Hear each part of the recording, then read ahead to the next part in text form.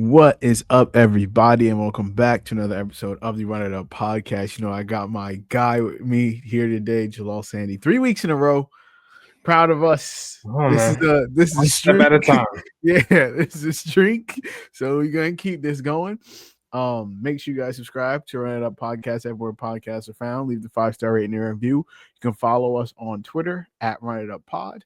You can follow me on Twitter at Najee _ Jalal at JSandy45, Justice at JReed _ and Khalil at below 44. Everything will be in the description down below. So make sure to just go check it out there. The docket for today, we are going through our obviously song of the week. We're introducing a new little segment to the show. We are doing our NBA All-Star picks, talking through the divisional round recap real quick, giving our thoughts on all the games, and giving our obvious picks for Championship Sunday in a couple days. So, yeah, a little jam-packed show. Hope you guys enjoy. But before we get into all that, we got to do song of the week. I think I went first last week. So it is your turn, my brother. Yeah. So for about the past week or so, I've been on a nice little Kanye kick.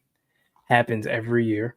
I usually I'm gonna listen to College Dropout today. Then it turns into I'm gonna just run through the whole thing. Let me just Yeah. And then so right now I'm at My Beautiful Dark Twisted Fantasy. So My favorite. that being said, my song of the week is Devil in a New Dress featuring Rick Ross. My favorite song on the album. Probably the best album he's ever made. Yeah, that's also my favorite. I mean, I don't think that's your favorite album. That's my favorite album. My song of the week is a TikTok song. So definitely not to the level of Kanye West, but it is by Hurricane Wisdom. And it is called Giannis. So, oh wow! I think it is approximately 2 minutes long. All the credibility we just gained out the window in 2 seconds. So make sure you guys go check that out. It's a pretty good song. It's like super simple, and it's a little vibe. It's here for a good time, not a long time. So yeah, that's our songs of the week. It'll be in the description down below. But yeah, I mean, now we can dive into this new segment, Jalal. I mean, you go ahead and introduce it, because you honestly, it's your brainchild. So talk to me. What are we talking? So, formerly of the Just Another Day podcast, top 5 vibes. Essentially, all we do is pick any random top 5 of any topic we want to do. Just because, we talk about sports for an hour and a half. It's kind of good to get away from that and branch out and talk about other things for our audience to get to know us just a little bit more. So this week we're doing top 5 movie/TV villains. That's our own top 5. It's not so if we left people out, please don't be spamming us in the comments about what about this person, what about that person. We haven't seen every movie in the world. We haven't seen every TV show. We're not 70 years old. Right. We haven't seen every classic movie that's been made. Yeah. But yeah, we just trying to have fun with it. And I'll let you start. So we're gonna each name our 5, and then we'll go up from there. Beautiful. So wait, hold on. I didn't mean to cut you off. No, I'm gonna give my honorable mentions because you told me you didn't have none. Yeah. I'm gonna just list it all, just so that we can cover all the bases. All right. These are what I remember: Freddy Krueger, Michael Myers, the Predator, the Xenomorph from Alien, Terminator, Agent Smith from The Matrix, who I had to kick out of my 5 after I forgot somebody. No. And Voldemort from Harry Potter. Okay, so I just want to make it clear, I didn't watch any of the Michael Myers movies. I don't watch none of the scary movies. I never watched Harry Potter growing up. Like, my mom did not allow me to. So I'm not tapped in with the Voldemort. But yeah, I mean, this is the perfect thing for you guys to get to know us, like Jalal was saying. And so if you don't agree, put your top 5 in the little description. Wherever you're listening to this, put it down below. So my five is I am so cool with saying that my 5 are all super recency bias. There might have been some villain. I'm like, oh my God, this is a great villain 8 years ago that I just didn't remember. So my 5 is my number 5 is Killmonger from Black Panther. Me personally, I remember being impacted by that just because I feel like in Disney movies, like specifically Marvel movies up to that point, they didn't really tackle like real like social justice economic issues. And so to be in the movie theater, like when Black Panther came out, it was a big event in the Black community. And Yeah. so I remember going to it with my parents with like my mom had bought custom Black Panther shirts that we all wore to the theater. So I remember after the movie feeling like, yo, like there's a like you can understand where bro is coming from. Like he went about it the wrong way, but like the premise is that Black people are being like destroyed throughout different communities, and Wakanda has all these resources, and he just wants to get people out the hood, you know. And it's like that, and like T'Challa and them were like, no, they're hogging the resources and like not doing it correctly. And I will, Well, T'Challa was like, you know what? He's kind of right. yeah, but like Because they were like, had oh, we never don't know thought of him. that. Yeah, the fact that they had never thought of that though is crazy. Also, my son's dad got killed. Like it's just I'm about they to say did him your dirty. family is from there. Yeah, like they How did did you bro not know? dirty. Yeah, And crazy. so, and I'll never forget when he was like, bury me in the ocean with my ancestors that jumped from the ships because they knew death was better than bondage. I was like, nah, this is not some MCU shit. This is some elite writing right here. So I think, I think that line is so infamous until, of course, we gassed it and kept saying it over and over and over and over. And now I remember they made him say it. I think Jamie Foxx made him say it at the BET Awards or something like that. It's like we And always overdo it, bro. and he was standing there with the mic like, bury me in the ocean with my ancestors. Like he did not want to. Michael B. Jordan was sick of that shit, bro. He Bro, was just done. leave it to the movie. But yeah, so my 5 is Killmonger, bro. Who you got at 5? My number 5, we starting off on the TV side of things. Joffrey Baratheon. You did not watch Game of Thrones, so you have no idea what this is. Didn't watch Game of Thrones. But for everyone who watched Game of Thrones, I have never in my entire life, I've watched a lot of TV shows. I've never hated a character more in a TV show. I'm talking about this dude. I don't even know if he's really a man. He's like a teenager kid. He's evil, bro. He's having people killed. Then he had his girl killed, and then had her dad killed, and then married her. Ordered people to get assaulted. Just completely talks down on his mom, cousins, all that stuff. And when he finally died, I'm not gonna lie to you, I was sitting here dapping people up because he got like we were celebrating his death. That's how much we hated that man. It was kind of like if you ever saw that character in person, which obviously you wouldn't, but if you saw him in person, it's up. Like, why are you so evil, bro? For no reason, just miserable for no absolute reason. He was never. No one ever treated him wrong. He's raised up as a prince. Like his mom and dad are kings of their like the land that they live on. They're part of the country or whatever. Like you're living like a king and you're just a spoiled rotten brat. Yeah, if you watch, you know. Yeah, I feel like I feel like there's so many like cultural shows that I just didn't watch. Like I didn't watch Breaking Bad, I didn't watch Game of Thrones, I didn't watch Harry Potter, I didn't watch none of that. So like all of these like villains and stuff is like I have no specifically for TV, like TV villains, like shows that I watch, like my top 5 shows don't really have villains. Like my favorite show of Yeah. all time is Succession. Like there is no like big Oh, bad there's a villain villain. unless you want Oh, to say there's like a villain. Logan, Yes. but like Yes. I Absolutely. I don't want to like make compared to the rest of them. Like he's just a But he's not the fucking guy. antagonist of the Yeah, show. you But if know, you want to like go through loopholes and shit, yes, he's yeah, like probably the Logan. villain of the show. I watch like Industry. One of my new favorite shows is Industry. It's like still going on. There's no real villain in it. Like Oh, fun fact. My boy Kit Harington is in that show. he is. John He is. Snow. Yeah, he is. He's in the Oh. second season. Whatever the most recent season was, third season, I think. Yeah, he was in the third season because the fourth season is coming out. Great show, by the way. Incredible show.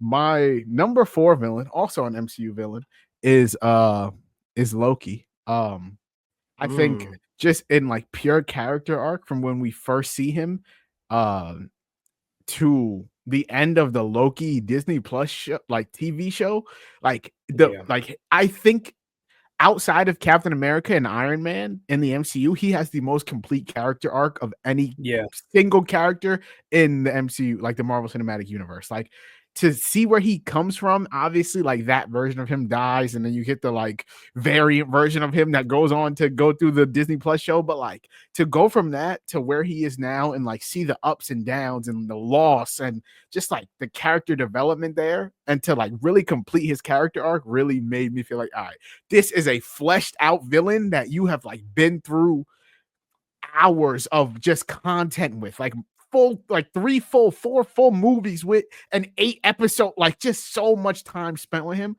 that like I think he's one of the most fleshed out villains we've seen in like recent pop culture. So for me, Loki comes in at number 4.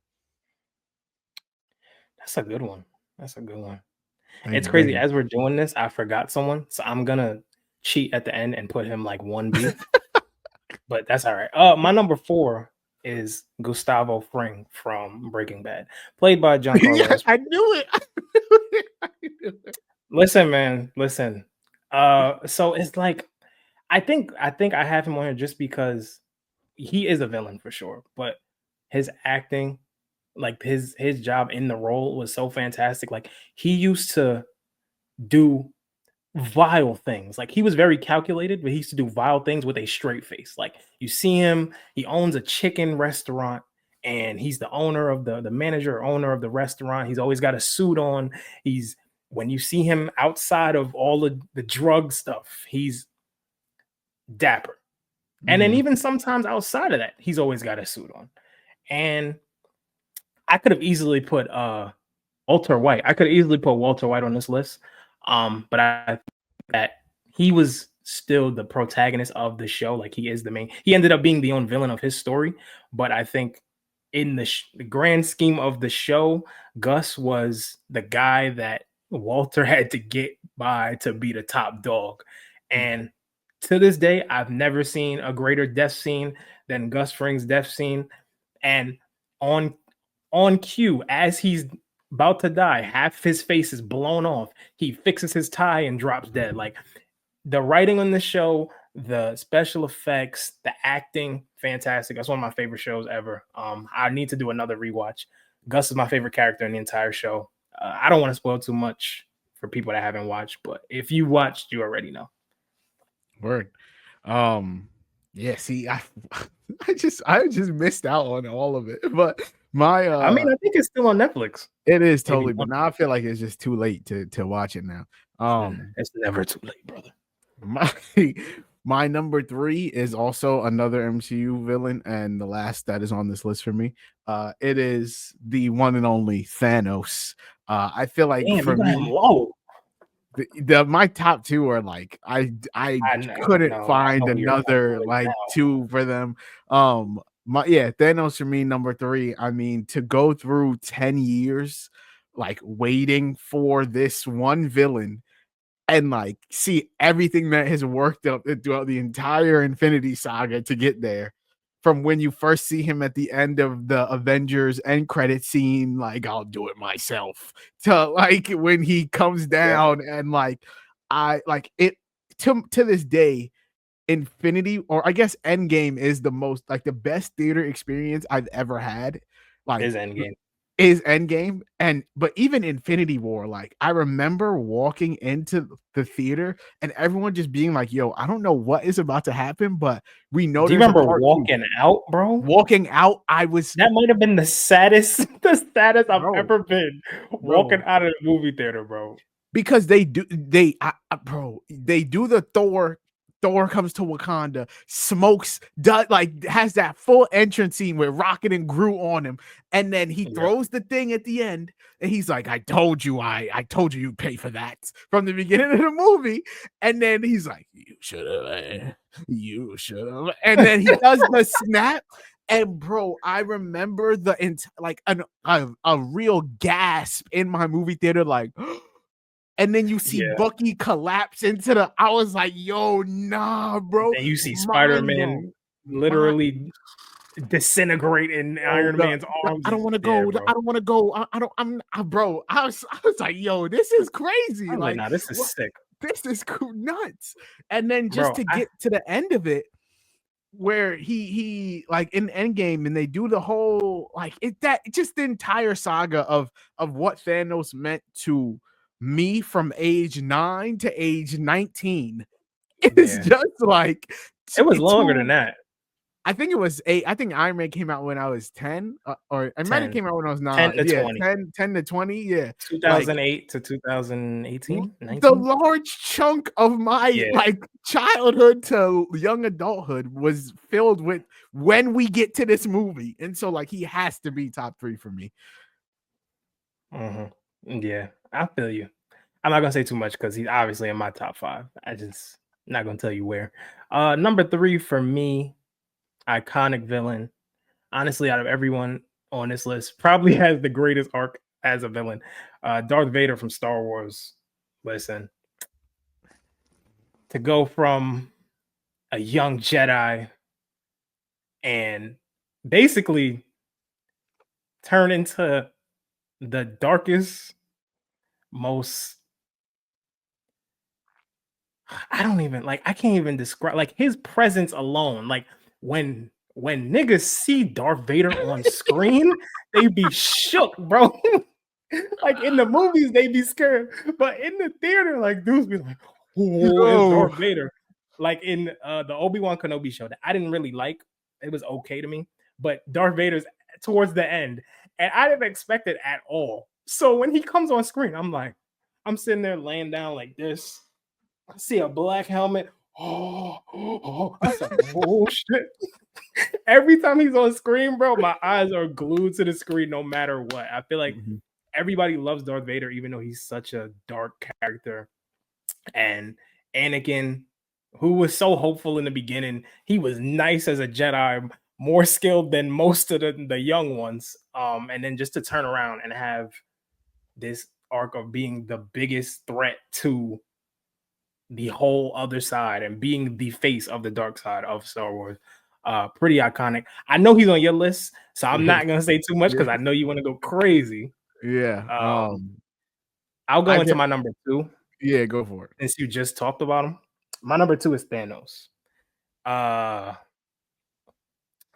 of right now, I'm doing a MCU Oh, I know rewatch. who your number 1 is. Yeah, you know who it is.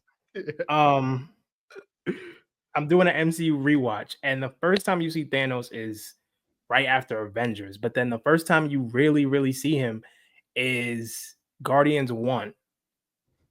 And he looks like ass. Yeah, just to put that out, like he looks terrible.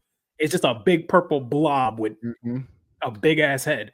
But like you said, to go from like basically having this big grand plan, this grand scheme of world domination that he didn't call world domination, but that's what it was. Extincting half the fucking world from a snap of your finger. Yeah, good job, buddy. You're a great guy. And he was cool with it because at the beginning of the end game, he sits down. Oh, I done did it. Because he thought he did the right thing. Like in hindsight, like he was actually trying to save the universe. He was doing the right thing. Yeah. Right? And I mean, from a sicko's point of view, I got you. But he was trying to be unbiased with it. Like, don't matter, rich, poor, black, white, anybody, half the universe don't matter. Hey, man. But he's got some of the greatest lines of a villain. He talks shit. He throws planets at people.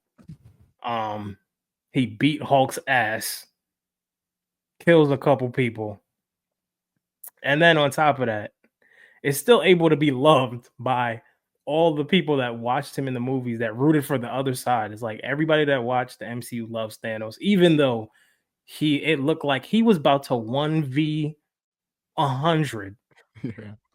everybody, bro. Like, obviously in Infinity War, it's like, oh damn, like they didn't get him. But then in Endgame, it's like, bro, this is a different version of Thanos. This isn't even the Thanos that is like fiending to get to the end. He's like, he finds out early, like, oh, wait, so I did it already? And y'all came back to stop me? Yeah, Oh, you y'all cannot are live with ass. your own failure, and that Couldn't bring live you with your own back to failure. me. Yeah. So you came back in time to stop me? Oh, I'm him.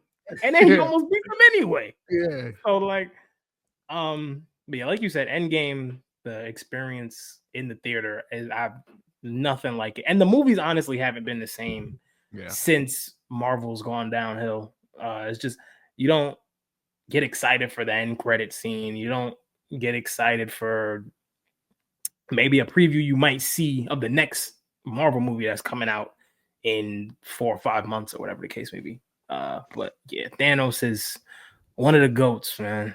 And we only get one goat villain maybe once Yeah. every 10, 15 years. Yeah. So shout out to the MCU. Yeah. My number two, which is like for me, 1 and 2 were, I don't want to say interchangeable because my one is like my one, and I truly feel like that. But for me, my two is the Heath Ledger Joker, from The Dark Knight. I think just like an iconic, like to this day. What year did The Dark Knight come out? I don't even know. At least 10 2008, years ago. the same Yeah, years and the same year as Iron Man. okay, so over a decade ago, and like still to this day, the most iconic iteration of the character. Like no one has been able to get it as well as Heath Ledger got it. And like, had he not passed away, bro, like that, like the potential, I think it is more iconic because that was the only thing we got of it. But like, so like, had he given us more, maybe Yeah. it would have like diluted it. But like, regardless, I think it had the potential to truly be one of them. It already is one of the most iconic villains, but like really be have crazy impact. And so yeah, bro, for me, that Heath Ledger Joker in his performance in that movie is just unmatched, bro. Like to like, it just like the essence of Joker is really to just prove to Batman that like, yo, we're not that different. Like you go around dressed as a bat, I go around dressed as a clown. You just happen to save people. Like all it takes is one bad day to turn into me type shit. And he spends the whole movie trying to explain that to Batman, and it's just like in the best way possible. The acting is amazing. The way they shoot his scenes is amazing. And so, like I said, over 10 years later, still to be like, people don't even want to play the role because Yeah, they're no, they're because afraid that they Shadow is of that. But yeah, like that's crazy to leave your mark on a character playing him one time.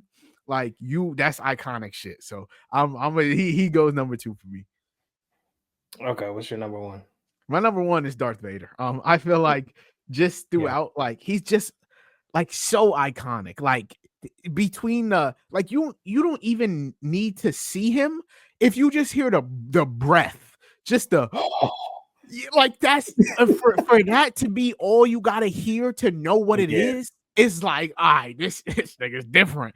And just like, I just feel like I've always loved Anakin, and like he's one of my favorite characters in any sort of pop culture, anything ever, just because like his story is so tragic that like anyone would do the same thing. Like if I was having nightmares that the love of my life was going to die, and this man was convincing me that the only way to do it is to say fuck all this light side shit And and come come to to the the dark dark side. side, I'm over Mhm. there. I'm on the dark side. Like it just so happened that he was getting fooled, but like you understand why he did it, and it's tragic, and he was supposed to be so much more. But like the fact that he turned into the most ruthless villain of all time and then flipped it back for his son at the very last minute, it's like, damn. Like, and so I always am like craving Darth Vader content just because like I feel like there's gaps that we don't see. Like there's still so many things we can see.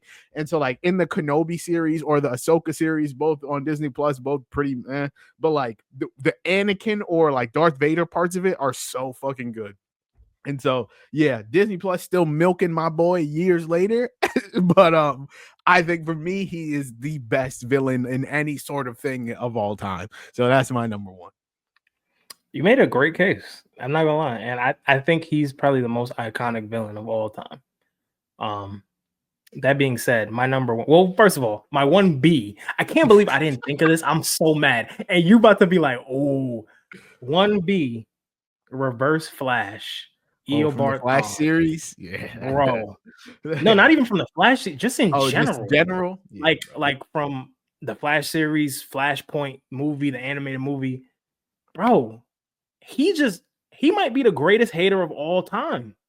bro. Now There that you is said that, that made me think, bro. The Arrow Prometheus that season is beast. That's a yeah, crazy season. That's an that was insane, and great with the season one of with TV. Deathstroke. Yes, bro. On both incredible TV seasons.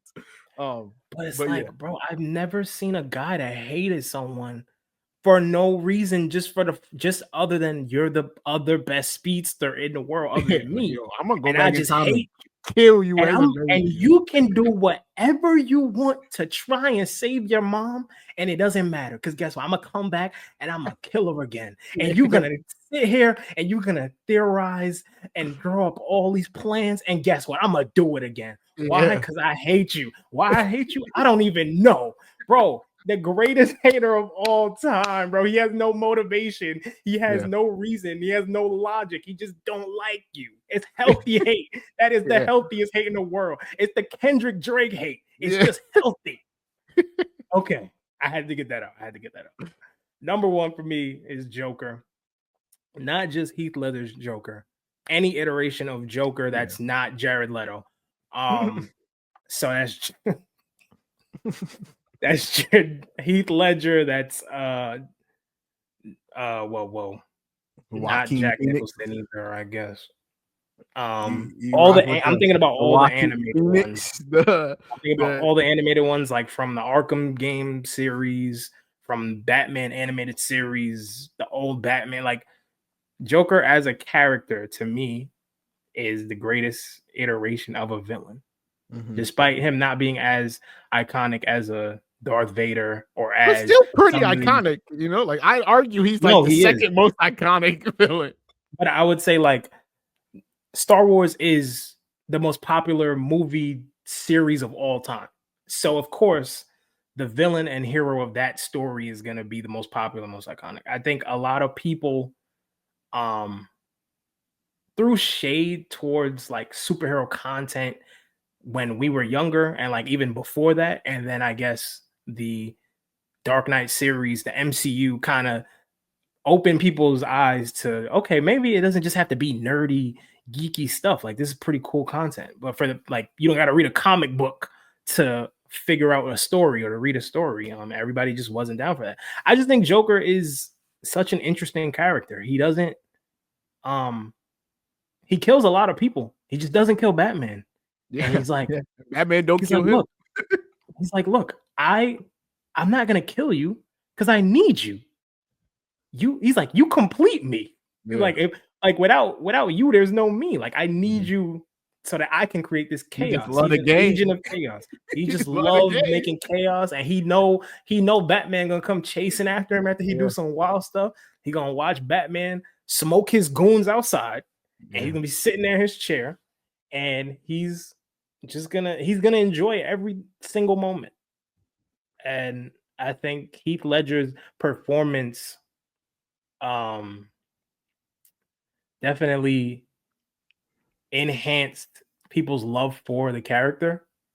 But I think he's always been a great character. And like if you watch The Killing Joke, sick. He's sick.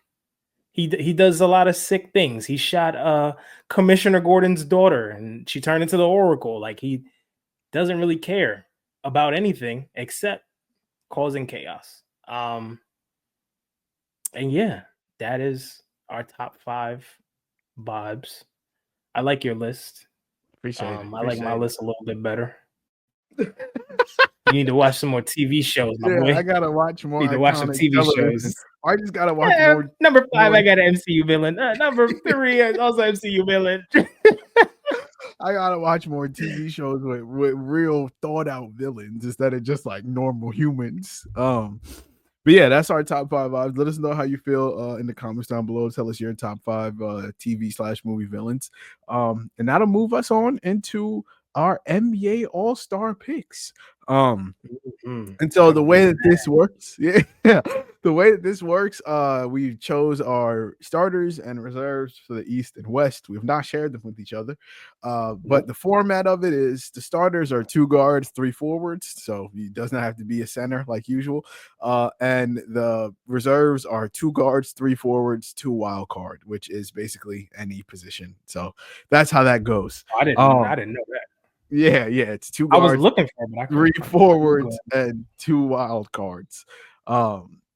So I mean, we can get it started with the East. We can just run through our starters. My starters in the East are Jalen Brunson and Donovan Mitchell at the 2 guard spots. And then at the 3 forward spots, I have Jason Tatum, Giannis Antetokounmpo, and Karl Anthony Towns. For me personally, I felt like this was way easier than the West, specifically for the starters. Like, I feel like Embiid no longer he just doesn't qualify. He's played like 7 games, so he's out.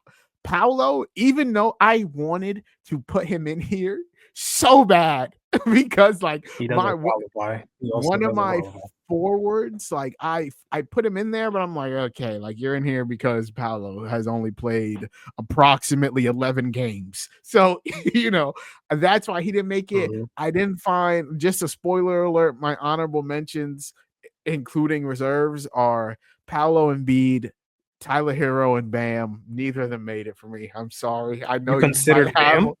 I did, even though, and then I looked at his shit, and he's averaging like 15 and 7. I'm like, no, you're not making the All-Star. Not this year, brother.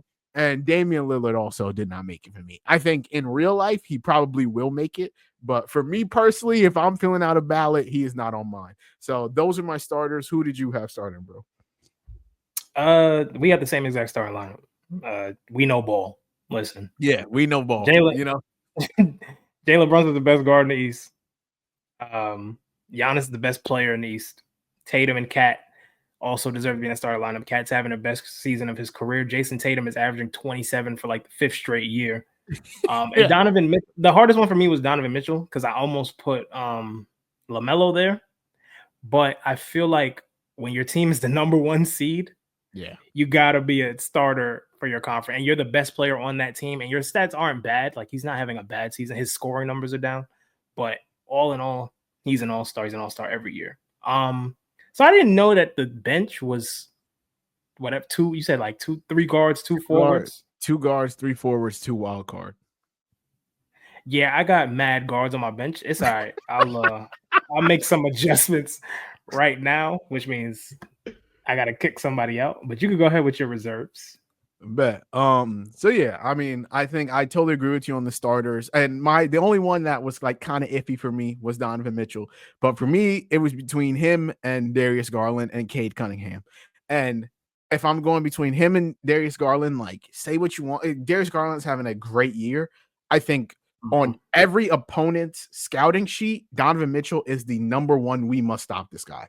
And like he is by far the best player on that team. Granted, he's only averaging 23, 5 and 5, but like he's shooting 45, 40, 83. Like, that's pretty efficient. Like, his efficiency has gone up for the most part, and he's been playing really well.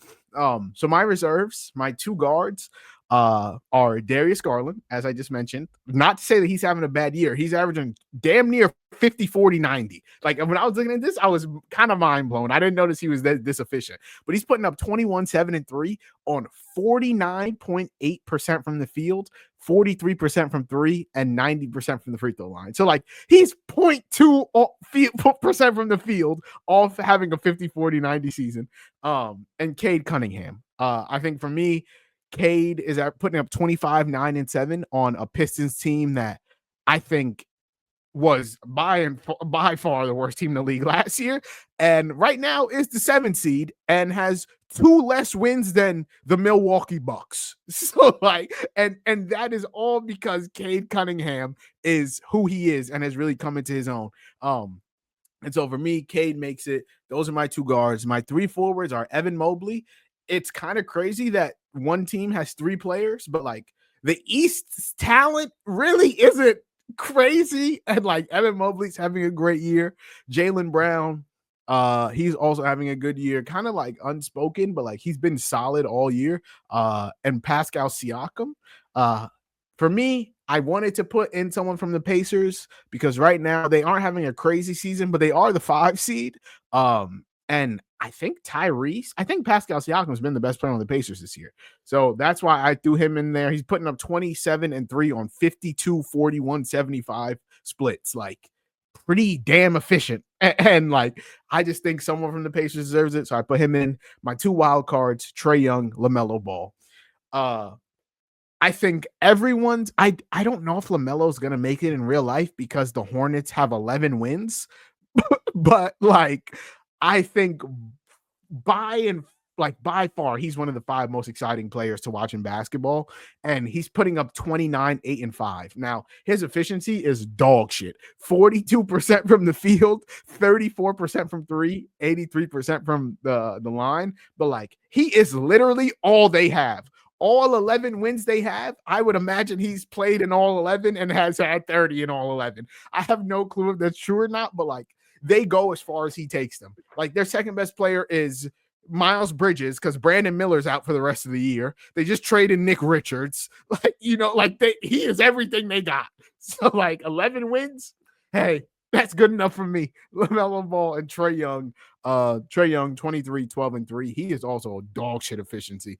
40% from the field, like as a guard, is kind of nuts. But he's still been good enough this year to make it for me over Dame. So throw Trae and LaMelo in there. So those are my reserves. Who you got? We pretty much have about the same. The only difference is, well, I'll say my honorable mentions first. My honorable mentions are 3 guards: Darius Garland, Tyrese Maxey, and Damian Lillard. I'll get to that in a second. I know everybody's like, no Maxey. Listen, he's not in mine either. Okay, so I didn't really do like who's the best guards, I'm just gonna read off the names. I adjusted a little bit to the rules. So I'm starting off with LaMelo Ball. You just talked about him. I mean, he is probably the most exciting guard in the East. When I'm looking at all the guards that play, if you want to see a show, you go watch LaMelo. I went to go see him play in November. Brother shot 10 for 35. So that speaks to his efficiency. But he put on a show. I mean, he is the best player on that team. He is averaging 27 points. But his efficiency is not like so bad where you're like, what happened to LaMelo? No, this is in line with what he's done his whole career. 42% from the field, 35% from 3. That's what he does. And I have my issues with him as a player, but he is an all-star level talent, and Charlotte deserves an all-star. They have nothing else. Trae Young, I also have him. Dog shit efficiency, but leading the league in assists, and the Hawks are a lot better than people expected. And I think he is the engine of that offense, as he's always been, regardless of the iteration of the team.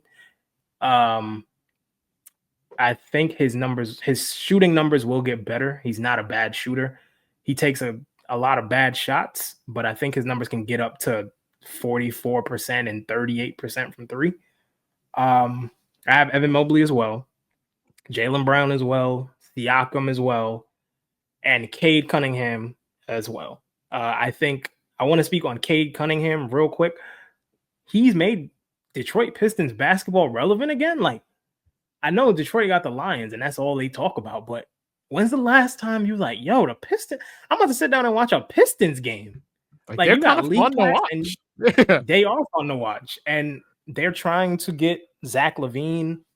I've heard they might be interested in Bradley Beal, but as they are right now, the young core that they have, unfortunately, Jaden Ivey is hurt, but with him, Jaden Ivey, Jalen Duren, and whoever else they decide to bring in. Oh, I forgot Asor Thompson.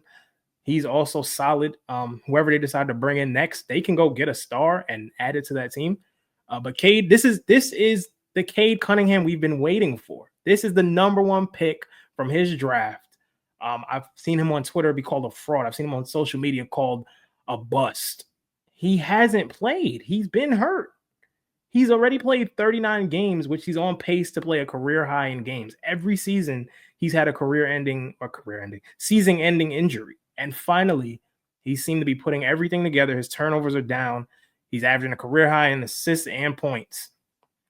And I think he has finally figured out how to be a leader of a dog shit organization. And they have a good coach.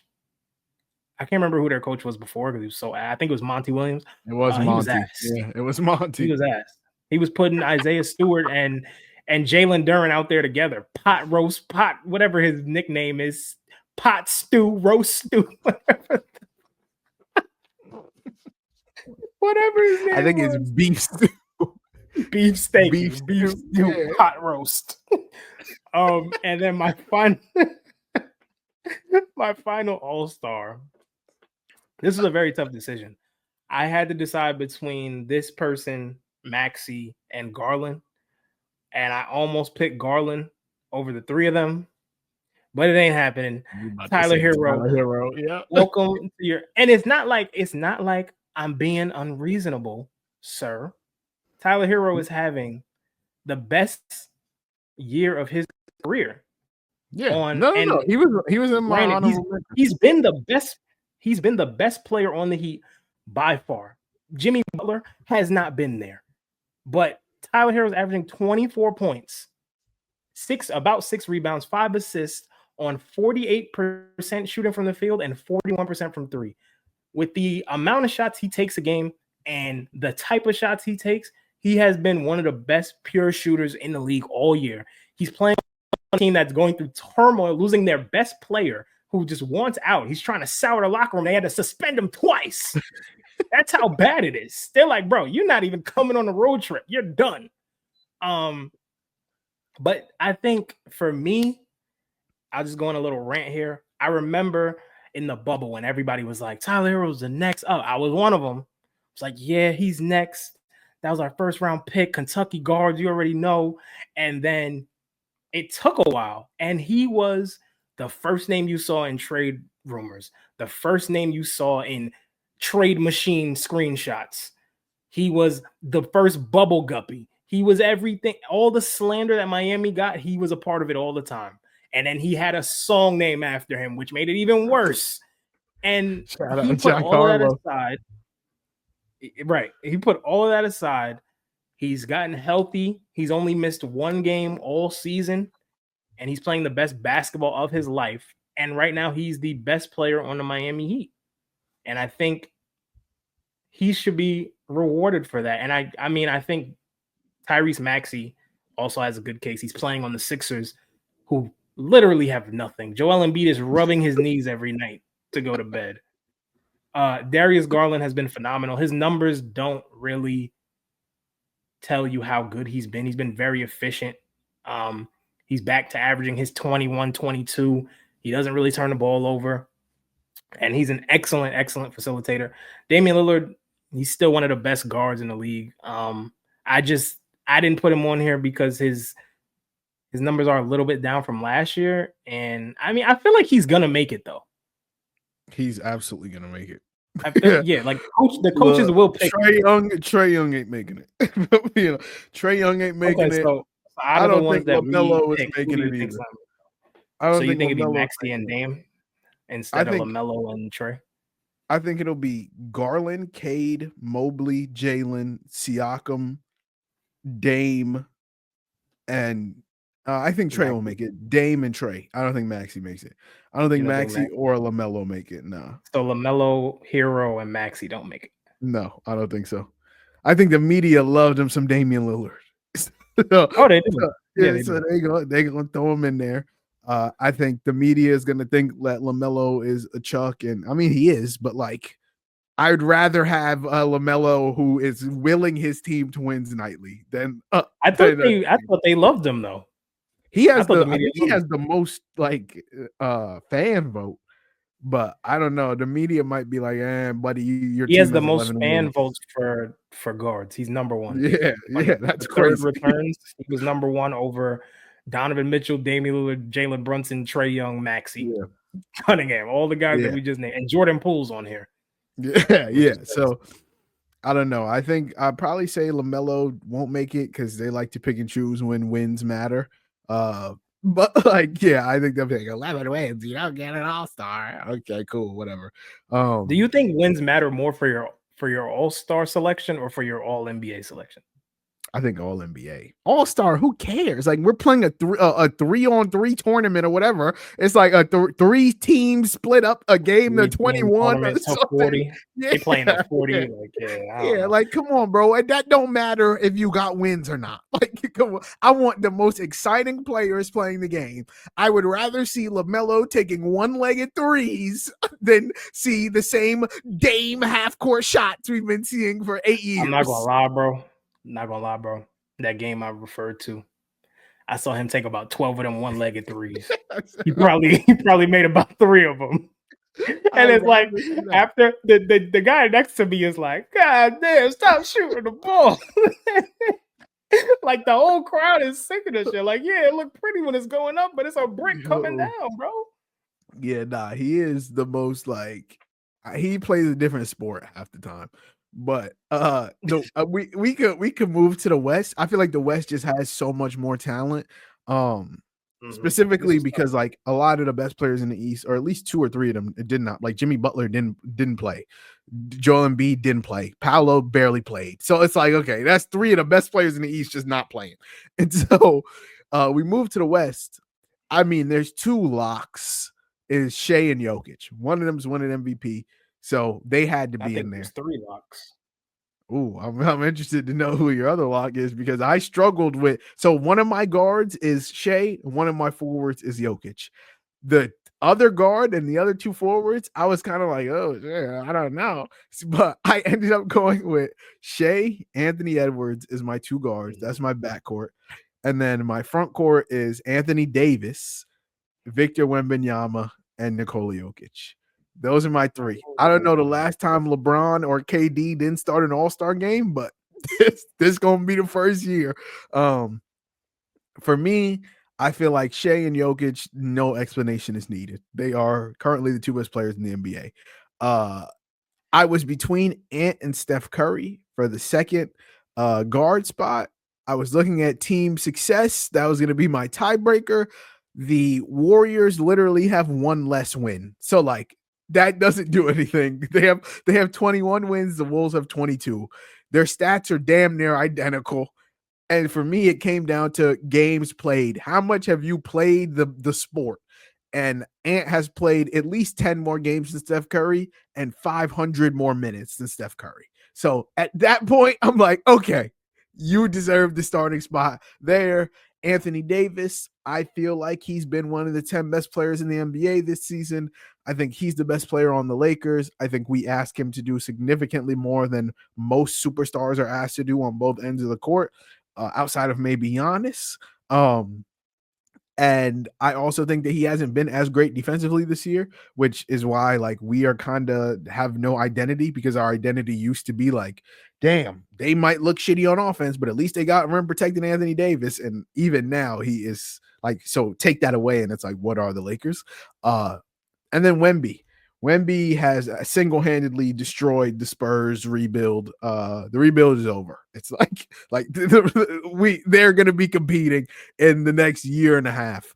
They are currently They're gonna be competing this year. They're gonna make the play-in. That's what I'm saying. Like they have 2 less wins than the Suns, who are going Yeah, all out. So all like out for Jimmy Butler. you know, like so there's no point in trying to rebuild. Wemby at his very raw age in his second What's he, year 20? is 20. He's averaging 24. He's the best rim protector maybe we've ever seen currently in the NBA He's right the now. best rim protector I've seen in a long time, bro. That's what I'm saying. Like, I've never seen and guys run to the basket and do a whole 360, and then the next three dudes that touch the ball do the same thing, and then you throw up some garbage because you can't get to the rim. that's what I'm saying. And it's just like he is just a force that we have never seen in the league. And right now he ranks fourth in estimated plus minus. And he's just currently the best defender on the planet, I feel like, and still averaging 24 Not a even night close.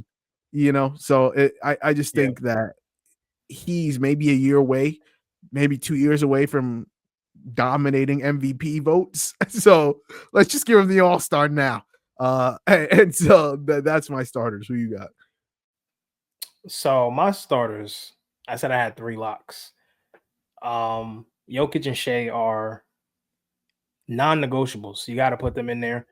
Jokic is the best player in basketball, and Shea is the best player on the number 1 seed, averaging 31 points a game on ridiculous efficiency.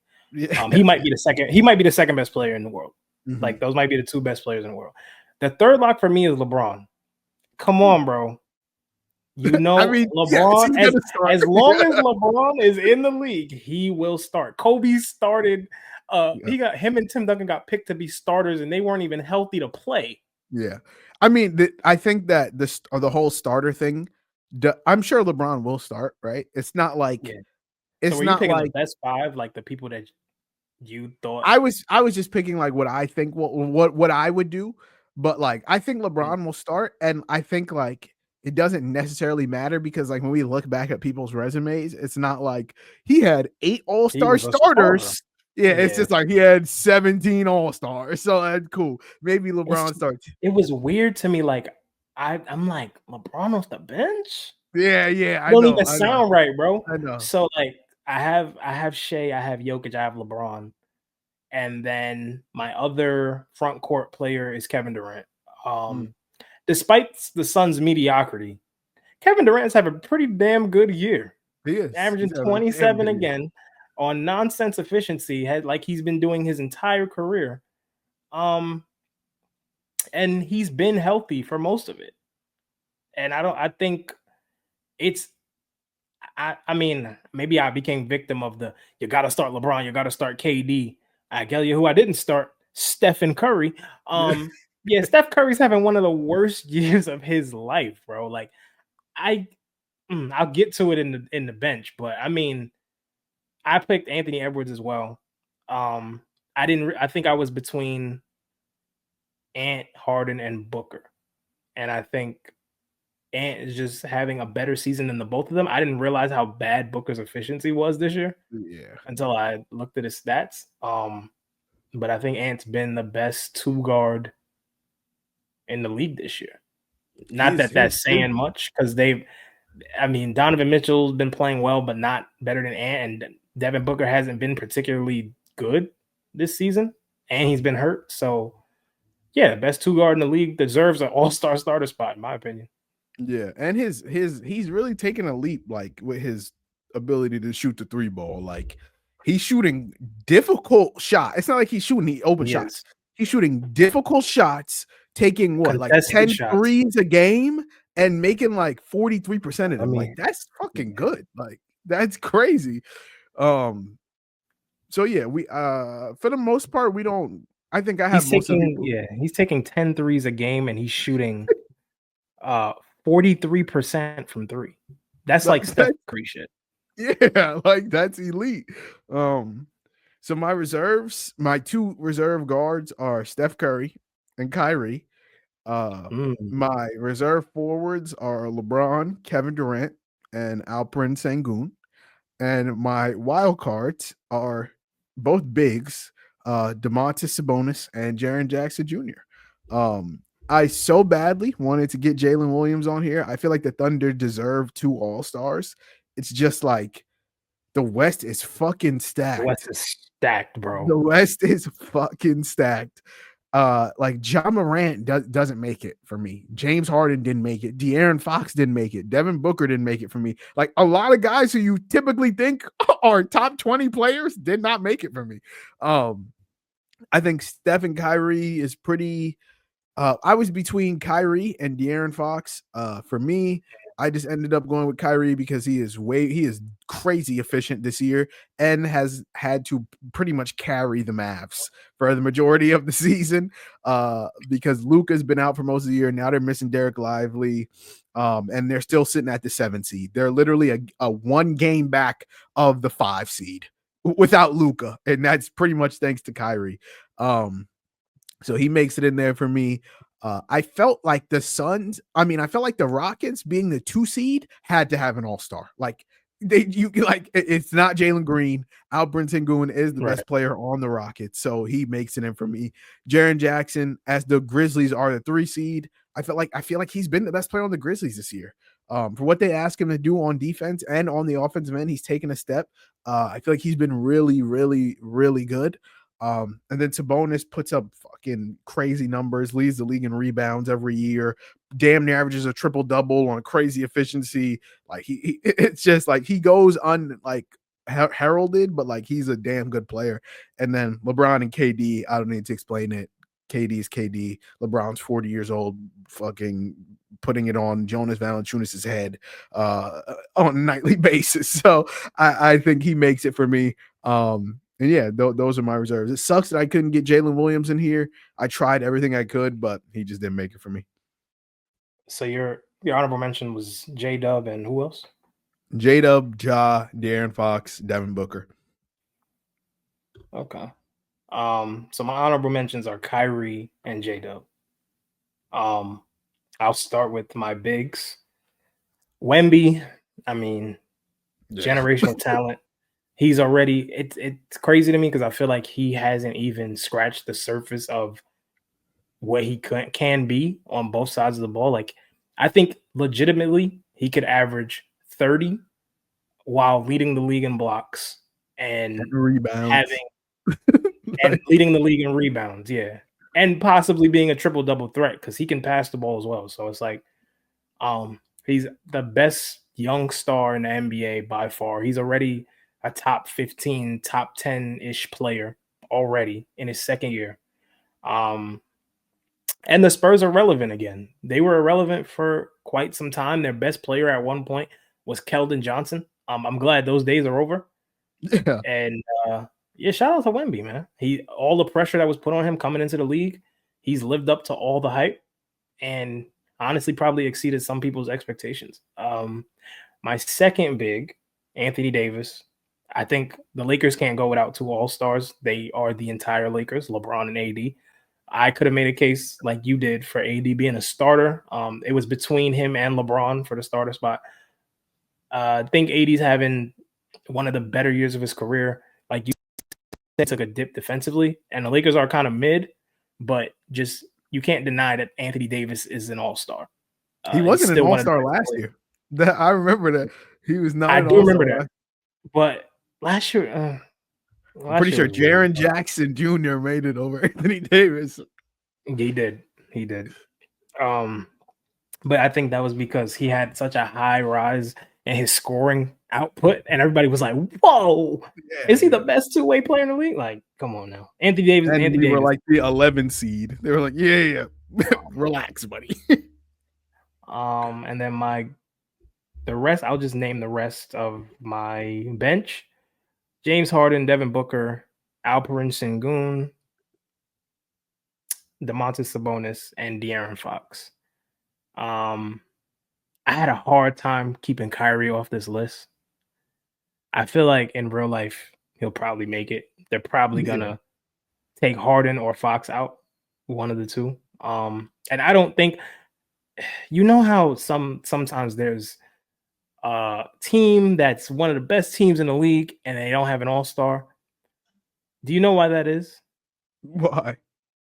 Because one year, someone decided, yeah, the entire 2015 Atlanta Hawks is going to start. Yep, the Hawks. Or they're going to have 4 All-Stars. And we knew deep down that none of those dudes were really like Millsap, Teague, Korver, and Al Horford. Yep. And I'm like, bro, So that's the reason why now we have teams that are really good that don't get all-stars. And I think the Grizzlies are going to be one of those teams. And so will the Clip. Well, no. Yeah, I don't think Harden's going to make it, but the Clippers are the 5th seed in the West without Kawhi, losing Paul George. I think part of that is because Norman Powell has taken a leap Norman offensively. Powell He's is averaging like bugging. 22, Yeah. averaging like 22 points a game, and Zubac has been really good as well. But yeah, I don't know. I don't know. The West is ridiculous, bro. Yeah. You can The make a West, case for like 6 guys that won't make it, yeah. and I think I don't think I wouldn't have put Ja on here anyway, just because I don't think he's I don't played think he's enough played games. enough. Yeah. He's been in and out. Obviously, Luka hasn't played enough. He's only played 22 games this season. I had a hard time leaving him off. You see, I didn't put Steph on my team at all. Yeah. Yeah. That's not happening, I, but yeah. yeah, that's not happening. But I think it's a combination of him not playing games and also not being that good this year. Mm-hmm. So, yeah, if Steph didn't make the All-Star team, that'd be crazy. But politics, Yeah, he's gonna make it. Yeah. he's gonna make it. So those are our all-stars. Let us know who you guys got as your starters and reserves in the comments down below. We could shift on over to NFL, start going through our Yeah. NFL divisional recap from this past weekend. I guess we can start Chiefs Texans. I'll be honest, this was the only game I didn't watch. So I don't have that many takeaways. I went through and watched the highlights. Looked like CJ Stroud played pretty well. The Chiefs squeaked through. I heard the refs were bugging, giving Mahomes whatever he wanted. He was getting rough in the passer calls. He was getting unnecessary roughness calls or whatever it may be. All I know is they was leaving Travis Kelce open. So, I mean, what do you expect at this point?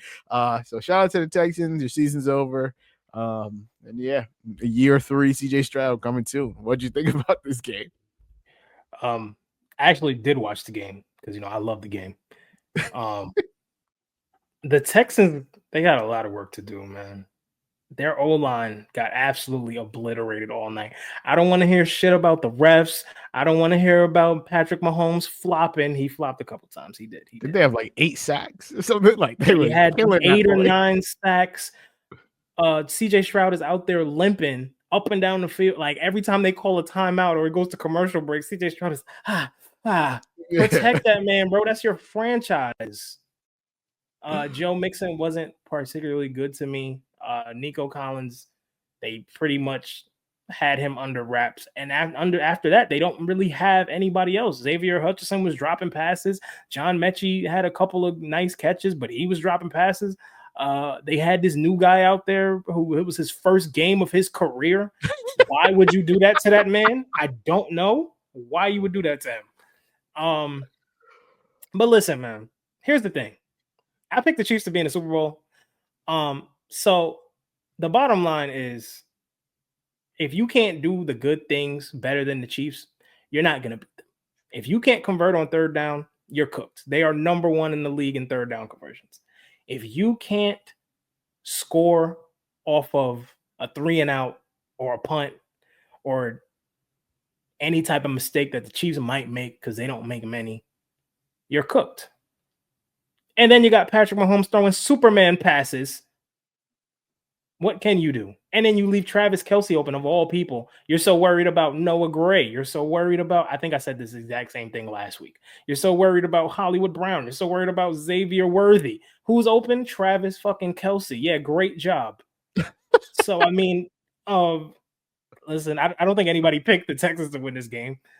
Not surprised by the result. The Chiefs did Chiefs things. They've been doing this shit for like 6-7 years.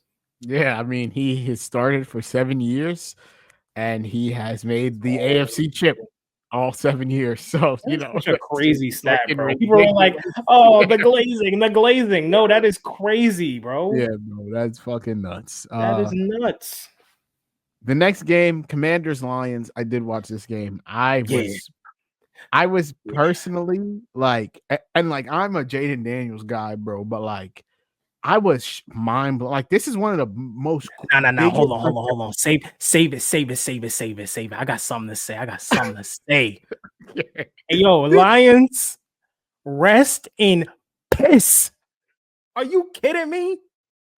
All year, all I heard was, "We going to the bowl. We going to the bowl. This is the year. This is for Detroit. This is." You just let down your whole city at home wearing Green Bay sucks hoodies all year. Y'all thought y'all was coming to Lambeau beating the Packers. Oh, y'all beat on the Bears. Y'all beat up on the Vikings. And what happened? Dan Campbell is the death of you again, like I said. You lost your 2 coordinators in 3 days. Rest in piss. I was so happy. I was happier they lost than when the Vikings lost, because the Lions have been talking hot all year.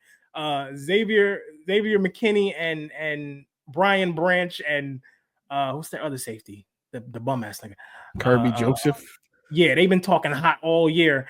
And they was talking about how Xavier McKinney is not the best safety in the league, and he's kind of a fraud. And then they lost, and Xavier McKinney was like, "I told y'all I'm like that." I was like, "Yeah, bro, yeah." Yeah, the beef is real, bro. Yeah, I mean, shout out. That's how I felt with the Rams and the 49ers, and like, yeah, but analysis. I'll give analysis since I just gave a bunch of dude. So Jayden Daniels is special, bro. It's so great. Good. Like, it's so good. Through 4 games, he hasn't. Through 2 games, he hasn't turned the ball over. He's thrown 4 touchdowns. He's had over 300 total yards in both games. Commanders' defense is brother. He has 1 less playoff win than Lamar Jackson. Crazy. And Lamar's heading into year 8. I know. We're gonna get into Lamar in a second. But what are we talking about, bro? For a team that nobody had making the playoffs outside of some Commanders fans, that, I mean, some people really like Jayden Daniels. Nobody saw this coming. And for their defense to finally come together, they've got a lot of veterans on their defense, and they've got a lot of names that we particularly don't know. But don't forget, Dan Quinn coached one of the best defenses of all time. He knows how to scheme up something. So the book on Jared Goff, blitz the hell out of him and throw off his timing. Everything in that offense is quick throws and don't get sacked. That's it. And Jared Goff looks like the greatest show on turf when everything's going well. As soon as he starts tap dancing, it's over. You're cooked, because he can't find Amon-Ra. He can't find Sammy Laporta. And now he's looking deep for Jamison Williams. Jameer Gibbs, check down. Oh, let me split this seam pick. I mean, Jared Goff is who he is. He's been this guy since he was in LA with the Rams. The book on him back then, when they played the Patriots in the Super Bowl, was blitz him and make him make tough decisions and tough throws. I did not have the Lions in the Super Bowl. I didn't have them losing this game, but I had them losing to the Eagles for the exact same reason they lost to the Commanders. I think everybody thought that their offense was just going to cover up all of their flaws when their defense has been dog shit the entire year. Yes, they have injuries, but they give up a lot of yards, bro. They give up like the 2nd most yards in the NFL all year. And I think their defense will probably be better next year. But at the same time, it feels like, and I said the same thing with the Vikings last week, there's this window. Like, yeah, you got Amon-Ra, you got Sam Laporta, you got Jahmyr Gibbs, you got Jamison Williams. All those guys are under 25, I believe. I believe Amon-Ra is 25. But there's a clock with your quarterback. Jared Goff is inching closer and closer to 30. You signed him for 4 more years, and the kicker hasn't even kicked in yet. He's getting paid $2 million this year. He's getting paid $18 next year. Yeah, take that whole lot. Because now you got a quarterback that you're not sure about. Now you got to find a new offense. We're gonna have to learn a new offense. Yeah, whole new offense. You got David Montgomery, who did not look good the other night, coming back off injury, and he's about to be 28. Jahmyr Gibbs looks fantastic. He's amazing. I hate the Lions. I love Jahmyr Gibbs. Personally, one of my favorite players in the league right now. But I don't like. I never liked the way the Lions went about things. I think they play really good football, but I think they there's a difference between being in your face and showing you showing you up. I feel like they try to embarrass teams, and it's a big boy league. Like, yeah, if you didn't show up to play, you're gonna get embarrassed. But running the fake stumble play action throws and the The running trick plays with your own linemen, throwing touchdowns to your own linemen, running the Philly special like 5 times in the season. Like, come on, bro. Yeah, they ran that on us. Jared Goff had a receiving touchdown on us. So Yeah, I remember that. It's Monday Night Football. I remember that. They tried to embarrass teams. And I get it. Like, you pedal to the metal, not supposed to stop. But at the same time, bro, like, y'all have like, where's y'all sportsmanship? Y'all cocky with it, and y'all haven't won a damn thing. You haven't been to the Super Bowl. You had Barry Sanders in the house and got embarrassed. You should be ashamed of yourselves. They had Barry Sanders in his little Lions jacket. I was like, oh, they ready to go. They ready to go. Embarrass yourself in front of the GOAT of your franchise. Yeah, good job, buddy. And so, yeah, I feel like you pretty much covered it all with the Lions. Their window, I think, is rapidly closing. Like I wouldn't say rapidly, but it's I just think windows are so short. Like, I just think windows are so small unless you have Patrick Mahomes that, like, Dan Campbell said at the end of last year, like, yo, we might never make it back to this NFC chip game. And you lost to the Niners. You didn't make it back to this year. And who's to say you guys are not going to get, like, next year, the Packers might be better. The Vikings, the Bears should be better. You know, like, there's no guarantee you guys are going 15-2 or whatever the fuck you went this year, you know? So it's like your window does close pretty rapidly. You're going to need a new DC. Your D-line coach is now in New England. Your OC is now in Chicago. It's like a lot of your shit DC changing. is now in New York. The DC just got signed to the Jets. Yeah, so that's that with the Commanders, bro. I think a lot of people are saying like, oh, Jayden Daniels is the best rookie season of all time, and like I think it's true. I'm gonna be honest. Like, I think like for a long time, like we've had the same big four of quarterbacks, and like number 5 has just cycled in and out. For a little while, it was Jalen Hurts. For a little while, it was Justin Herbert. Some people thought Jordan Love. Some people thought Baker Mayfield, Jared Goff, CJ Stroud, when the Dolphins was cooking Tua's top 5. And like it just kind of the only 4 that were cemented were Lamar, Joe, Josh, Pat. That has not changed. The last 4 MVPs, Pat, Aaron Rodgers, Pat, Lamar, like Josh sprinkled in there. Joe Burrow, he didn't get, Josh didn't win an MVP, but like he's consistently one of the best 2 or 3 players on the planet. Joe went to a Super Bowl. Like those 4 players have ran the league for the last 5, 6, 7 years. Now I think Jayden Daniels is really making a case to be number 5. Like, I think the thing is, can everything go wrong and we still win the game because we have you? And the only 4 people you could say that about in the NFL right now is the 4 quarterbacks I just named. I think Jayden is making a case to be like, yeah, granted, we haven't really seen everything go wrong for the Commanders and them still win, other than maybe like the Hail Mary, but like even still, I don't think everything went wrong. But so like, I think he's making that case though. And like, it really is the best rookie season I can remember. Like I remember Brock Purdy took his team to the NFC Chip game. No rookie has ever won an NFC Chip game. Brock Purdy lost to the Eagles because he broke his elbow or whatever. Granted, the Eagles just love to beat up on rookie QBs. Like, yeah, we're gonna see what happens. But I think so. Do you like if somebody say they get drafted, they don't play their first year, they play their second year?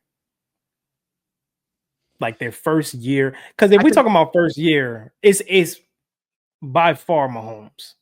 I think, yeah, I mean, but I still think in that first, like as a rookie, you still get, like even like there's still an adjustment period. Like Mahomes got to sit behind Alex Smith. You still get to learn. This is what NFL offenses do. Like Jayden is learning it on the like last year at this time he was at LSU. You know, like it's like. And now he's 1 win away from a Super Bowl. Like that's crazy. That's crazy. And so yeah, bro. Like, and I think the difference between like Brock Purdy getting to the NFC Chip game and Jayden Daniels getting to the NFC Chip game is like that Niners roster was loaded. Like insane. I don't think coming into the season or right now anyone would describe the Commanders roster as loaded. Like they are here because they have Jayden Daniels. They were not there because they had Brock Purdy. They were there because Brock Purdy wasn't losing them games. Jayden Daniels is actively winning them games. Like he's doing things that have never been done before, bro. Like what is the stat? he has more wins than negative plays. He has 2 wins, obviously. He has 1 negative play throughout both games. One, he just took a sack. Okay. He's he only has 1 sack. That's crazy. Only 2 quarterbacks have hit the benchmarks of at least 500 passing yards, 75 rushing yards, 4 passing TDs, and no turnovers in the first 2 games of a like playoff run in NFL history. Pat Mahomes in 2019 and Josh Allen in 2021, and now Jayden Daniels in 2024. Like, fucking A. Like, this is crazy. I think the rookie, like, is it the best rookie year I've ever seen thing? I'd say no, but it's really, really close. They like, go when I think Bowl, of, I give it up. But I think that's what would give it the edge. Like, getting this far is crazy. And the Commanders got hot at the right time, and they've had good matchups. Like, they played 2 teams whose defenses haven't been particularly good all year. So I think if they beat Philly next week, then it's like, okay. Oh, shit. Like, it's already impressive. It's already impressive. But Philly's defense is a whole nother beast. That's a whole nother monster you got to deal with. And even though you've played them twice, playoffs are just a little bit different. I would say right now, I'd still give it to Cam Newton. Even though they didn't make the playoffs, Cam put that team. Come on, bro. We see what the Panthers are when he left. Yeah. But I mean, Jayden also, like, you're right. There is a case. There's a case for him to have the best rookie season. There's also a case for him to be a top 5 QB, because the Commanders literally said, "Hey, save us." And there's no manual to saving a franchise. Like, you see, Bryce Young got thrown into the fire, and he's finally making himself into what we thought he'd be when he won the Heisman. But then you look at, like, Anthony Richardson, the Colts were like, "Hey, save us." CJ Stroud, save us. And all these guys have struggled so far. Granted, I think Jayden's in the same spot that CJ was last year. Like, okay, wait, is this the next guy? And I think next year I think CJ will get back to what he was. I think it'll be a conversation between CJ and Jayden for, okay, who's that next guy to fill out that top 5?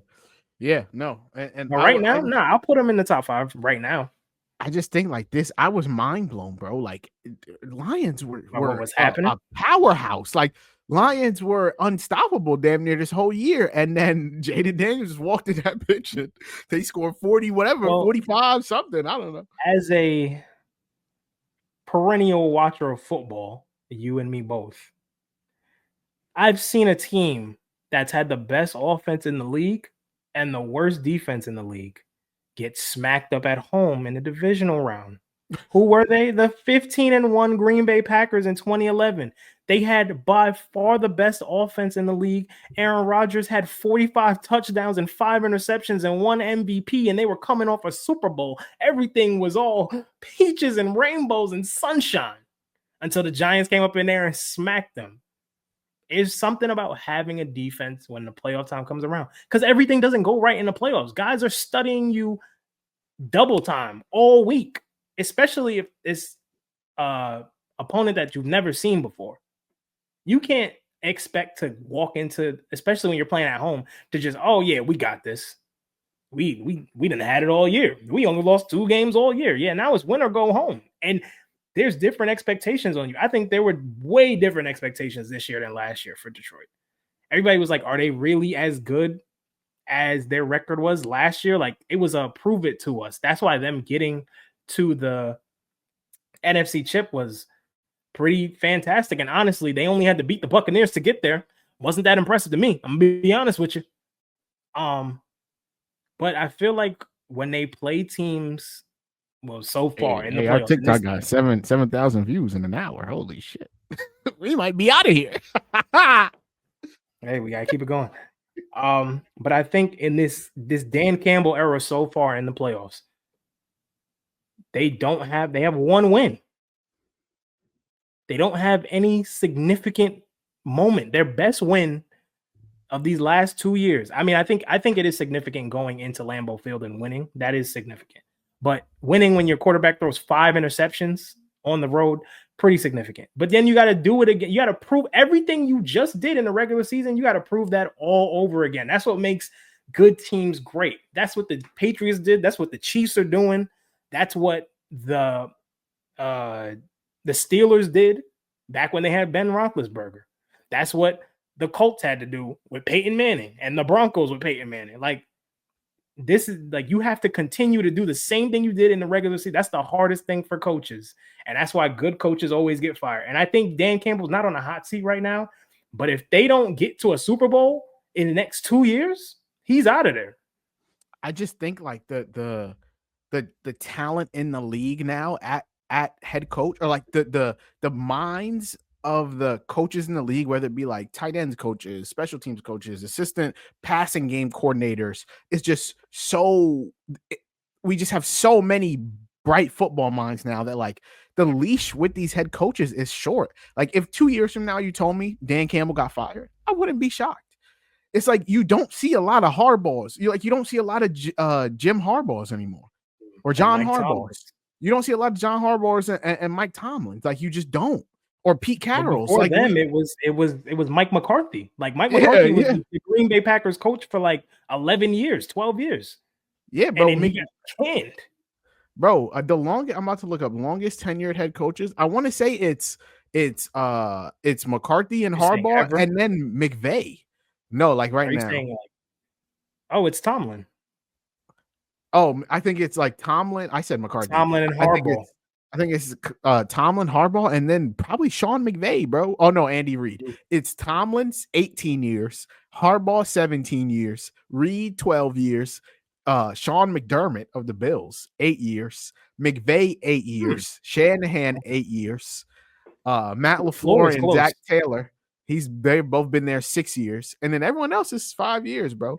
But like, you don't get Zach Taylor should be out of there, but they've given him a longer years. You don't get that think anymore. Anybody's getting that. Like outside of maybe Andy Reid, they probably won't ever fire him until he's ready to go. But like, no, it's kind of like the Belichick thing. Like the top three that you said, they have to quit in order for him to get fired. Yeah, like you were saying, Mike Tomlin might get fired. They can't fire Mike Tomlin, bro.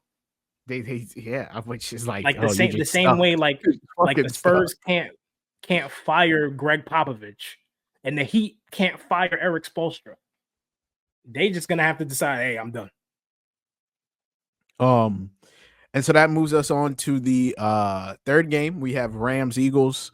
The only thing I wrote down for this game was literally Saquon. Like I think the Eagles they're not unbeatable, bro. They're truly not. Like I think AJ Brown is one loss away from fucking losing his shit. I think Devonta Smith is just kind of like there. I think they're really not asking. I swear to you, I texted this to our chat. Jalen Hurts is Justin Fields with a good team. Like people swear Justin Fields can't throw.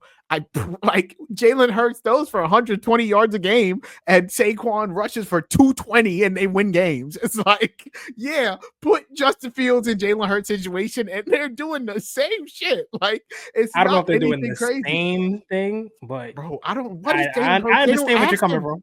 They don't ask him to do nothing. He's taking safeties. Come on. It's just I just don't think Jalen Hurts is that good, to be honest. That's just me. I think the Eagles have a fucking loaded roster. I think they have a great receiving core. They have the best running back in the league. They have a great defense. I think there's no way in hell Sirianni should be on the chopping block anymore. Like if they make the Super Bowl, that's what, 2 Super Bowls in 4 years. Like, come on, like that's impressive. Say what you want. Even if they lose both, like other teams aren't doing that. You know, like McVay's only made 1. So like, so it's like, I just think like the Eagles are in a very good situation right now. Like I think their window is another window that they have to capitalize on now. And so whether it be they just so happen to run into rookie QBs every year in the NFC Chip game, ran into Brock Purdy, packed him up. Even though he didn't really play, they packed up like they were running Deebo Samuel at QB in that game. And that was crazy, bro. And now they're running into Jayden Daniels as a rookie QB. So we'll see what happens. But Eagles might be going back to their first Super Bowl. How did you feel about this game? This game was boring as hell, bro. I did watch the whole game. I have stated my disdain for the Rams offense all year.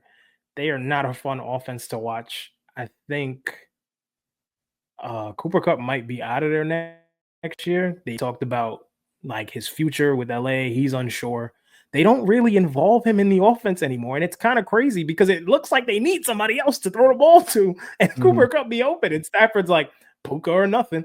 Higbee or Puka. And it's like the guy who got y'all, the guy who helped y'all win a chip. Did he win Super Bowl MVP?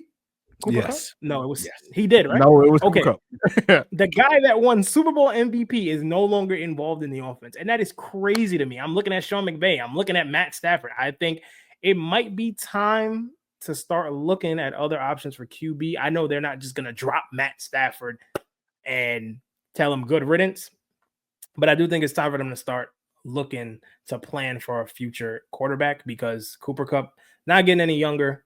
He might not be on the team. Matthew Stafford is pushing 40, and you're going to need a younger guy to come in there when you bring in more weapons because I feel like the Rams don't have enough weapons also. They're kind of old on offense, but they're really young on defense. So I just feel like they lost because they weren't talented enough. I think they won a lot of games off of just out scheming, out coaching other teams, and their offense put up 14, 17 points, and they got away with it.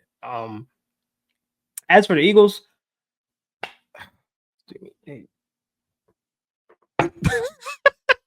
fucking Saquon, bro. Like, that's 2,000 yards a season for you. There you go. I don't know what else to say. The brother gets the ball, and he's not getting touched for 3 yards. And once he makes one cut, you might as well stop running because you're not going to catch him. Or like other running backs just are not moving like that, bro. Like I think the only other one is Gibbs. Yeah, it's the only other one, bro. They not moving like that. Like you watch like a Bijan, you watch a Brees who like you think are like and granted Saquon's playing behind the best offensive line in the NFL. It's Bijan and Brees are not playing behind that. But like still the way he hits holes, finds cutback lanes, and just it's like they not moving like that. It's different. It's kind of like so you remember how Le'Veon Bell used to like wait and sit and wait? Yeah. Saquon will like not wait, but it's almost like he knows this is the play, and like I know I can cut back and get to the other side, but I'm gonna wait and see if this hole opens. If the hole opens, I'm gone. His explosion, like once he hits that top gear, it's like, oh, it's over. Like he's not getting hawked. You feel me? Like he's not getting. He obviously doesn't. He doesn't have the same speed he had as a rookie, like coming in as a rookie. But he's still one of the best athletes in football, bro. And it's for me, the Eagles, they're very complicated because I feel like if they had to, they would throw more. But they don't have to, bro. Saquon is giving you 200 on the ground. And then Jalen Hurts is giving you like 50, 60 sometimes. And he ran for a 30-yard touchdown. You get on 4th and 2, and it's, yo. Hey, yo. Everybody get behind this. Yeah, it's like, all right. We got this. On. You get on the 1, and it's like, yo.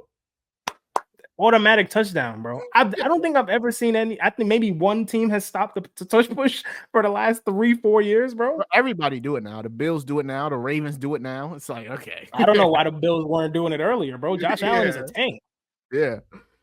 But yeah, that brings us to Ravens Bills. Obviously, I mean, this was I texted in our group chat like, yo, I feel bad for whoever loses. I picked the Ravens. I think I went 3-1. No, I went 2-2 because I picked Lions and I picked Ravens. I don't know, bro. It's something about Lamar when the playoffs come, and I truly he'll win an MVP. He'll have the same amount of MVPs as he has playoff wins. I think like there's something about him in the playoffs that just I don't know, like he has 10 touchdowns and 11 turnovers in 8 playoff games with a 3-5 record, 7 interceptions, 29 sacks in 8 games. Like he took 23 sacks all season and he has 29 in 8 games. He threw 3 picks all season. He has 11 turnovers in 8 games. It's like, yo, the playoffs hit and I don't know what it is. I do think he'll win one. I think he'll win one, but like next season it only gets harder. Like if there was a year, this was like Derrick Henry has defied the laws of aging in the NFL. Derrick Henry will be a year older next year. Is he going to stay healthy? I don't know. You obviously you're in one of the toughest divisions in football. The Bengals should be better. The Browns are probably still going to be ass. The Steelers, again, 10 wins, 9 wins. Like the Steelers are consistently going to be competitive.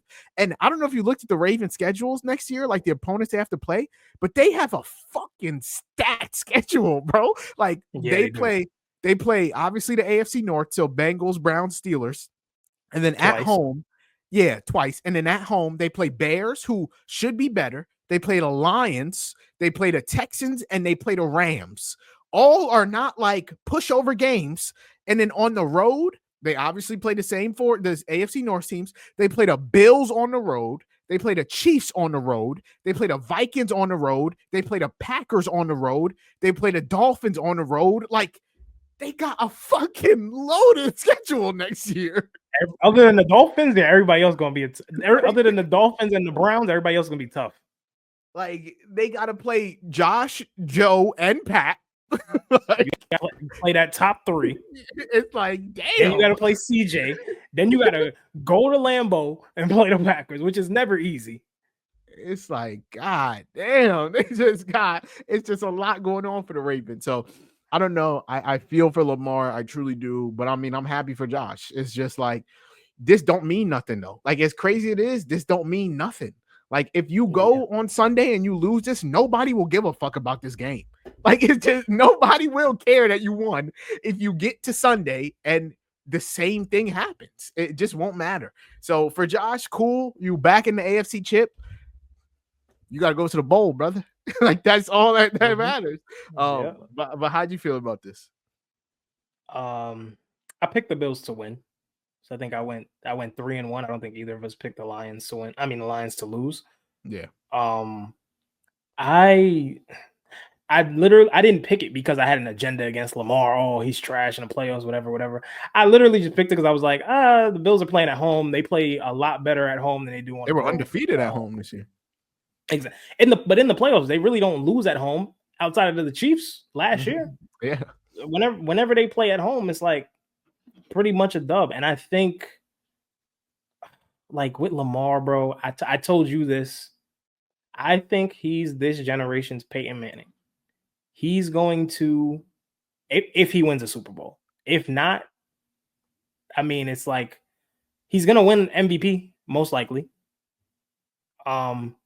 He's going to be in the all-pro conversation every year. He's going to have all these Pro Bowls. He's already the most prolific rushing quarterback of all time. And he's defined himself as a true dual threat. People used to say he's a running back. Yeah, I don't think you can really say that anymore. But I think it's like it's a tough like puzzle to figure out because people were having the same conversations about Peyton Manning. What year is it? 18 years ago. Yeah, crazy. But Peyton Manning didn't win until year 10. He had 4 MVPs and nobody cared because every time the Colts played the Patriots, they smoked them. And then finally, in year 10, they beat the Patriots in the playoffs. And everybody was like, okay, now go win the Super Bowl. Even if, like, it's crazy because even if you beat the Chiefs, you still got to go win. It don't matter if you beat them and lose. Mm-hmm. So, like, playing in the AFC is just tough. And it's always been tough. I feel like it's been tough for the last 20 years. Like, you got to beat Brady, or if you don't get Brady, you're going to get either Peyton, Ben, not Phillip Rivers. No, the Saints are NFC here. No, not Breeze. But, like, you got to run into either. And the Ravens were, like, coming up at that point. Their defense was elite. They were the only team, one of the only teams to win a. No, even I'm saying before Flacco, like they won a Super Bowl with I don't even remember who was their quarterback in 2000. But it's like they beat the Giants, right? Yeah, they had Trent Diffler.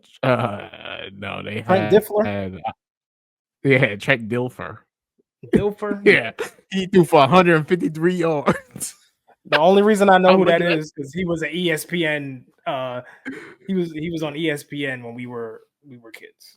He's Dilfer's Dimes. was his I little was segment.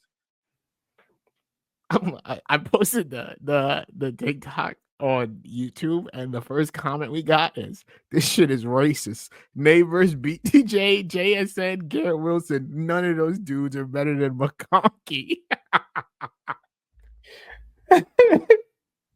But I always hear people have the conversation and like, if Pat Mahomes is like this era's Brady, and Lamar is this era's Peyton Manning, then who are Joe and Josh? Like, is Well, Joe Big also, Ben? I think Like, the thing is like Josh and Joe haven't won an MVP yet. yeah. So that's why I said Peyton, because I'm like, Peyton had the MVPs and he didn't have the ring. And even when he had the ring, like, this is what's crazy. You go win one, but because Brady had like 4, they're like, Yeah. bro, you only got 1. And it's Yeah. like, yo, what are we talking about? All you got to do to get in the Hall of Fame, first of all, he's already a Hall of Famer. But most of the Lamar? great Yeah. quarterbacks of all time only win 1. Some of them don't even win. Dan Marino never won. Drew Brees only got 1. Aaron Rodgers only got 1. Montana got only 4. ever went to 1. You know, like, you Yeah, feel me? Like, Rodgers only went to they 1. don't Drew even Brees get only went to 1. there. They don't even get there most times. Like, that's what I'm saying. Like, Jalen Hurts was serious. Jalen Hurts about to be in more Super Bowls than Aaron Rodgers if they win on Sunday. Crazy. Like, that's crazy. Like, Russell Wilson made it to 2 and got 1. Yeah, And they haven't been never back. made it again. They never made it back. Never made it again. The Packers had Aaron Rodgers for 18 years, never made it back, and they made it to a bunch of NFC championships. So that's the thing. Like, the criticism That's of what I'm saying. winning The window is so small. The window is so small, bro. I don't think it's small, because if you have a great quarterback, you can just retool and be back in 2 years, which is How many teams do that? It's just Brady and Mahomes. That's you know, like, no. I'm saying for the Packers, for example, they had this whole iteration of like Greg Jennings and Jordy Nelson, like all these guys, Charles Woodson, all the guys they want to chip with.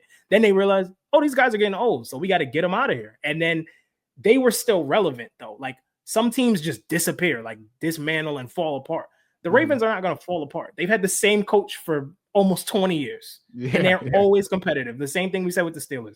I just think it's like, you got to take advantage of the opportunities, bro. Because I hear, like, at work with my friends, with family, they're like, if it's not this year, then when? And I get that. And I'm like, Lamar's going to get another chance. We just don't know when. But this was the year to kind of beat down on the Chiefs. Because I feel like next year, bro, the Chiefs are going to be even better offensively than they are this year. They know like how limited they are. I mean, they got Kareem Hunt, and like, they going like, this is a good running back draft. I would be shocked if they didn't pick a back. I feel like Pacheco might be his last year on the Chiefs. You feel me? Like, I'd be shocked if the Chiefs didn't pick a back, you know.